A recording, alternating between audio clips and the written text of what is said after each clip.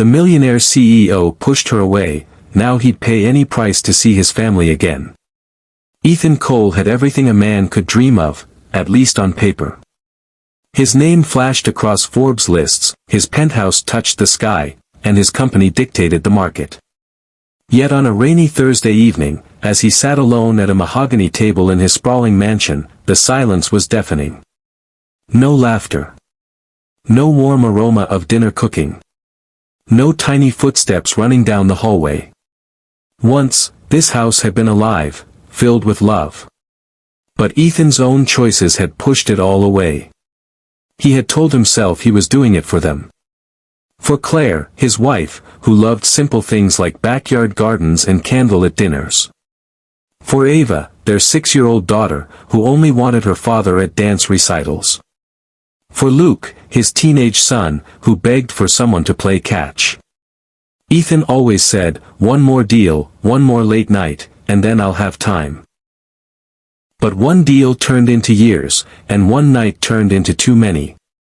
Claire had pleaded, "We don't need a millionaire, Ethan, we just need you." He didn't listen. The night she packed her bags and walked out with the kids, he convinced himself it was temporary. But months had passed, and they hadn't returned. Now, his world was immaculate but empty. Success had bought him everything, except the 3 souls who made it worth anything. One evening, after a meeting where he barely heard a word his executive said, Ethan's driver stopped at a red light.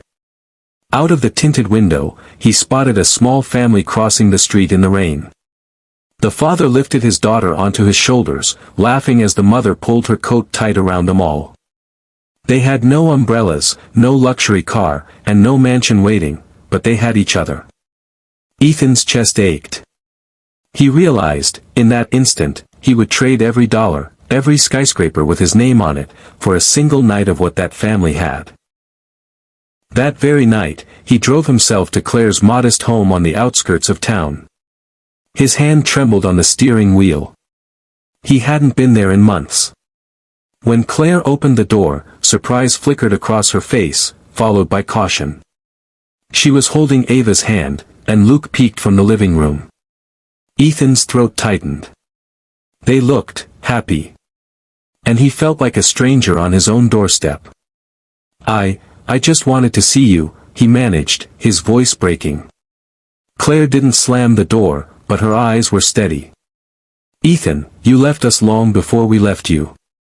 We begged for your time, not your money. And now the kids, they're used to me being enough. Her words pierced deeper than any boardroom loss ever could. Ava tugged at Claire's hand. Is Daddy staying for dinner? She asked innocently. Ethan's heart shattered. That night, Claire let him stay, but not as her husband, only as the father of her children. They ate simple spaghetti, and Ethan listened to Luke talk about his science project, to Ava sing about her school play. He didn't interrupt. He didn't check his phone. He just listened, drinking in every detail like a starving man tasting food again. When it was time to leave, Ava hugged him tightly. Daddy, don't forget next week is my play. Luke's eyes searched his. You'll actually come this time? Ethan nodded with tears burning his eyes. I'll be there. No matter what.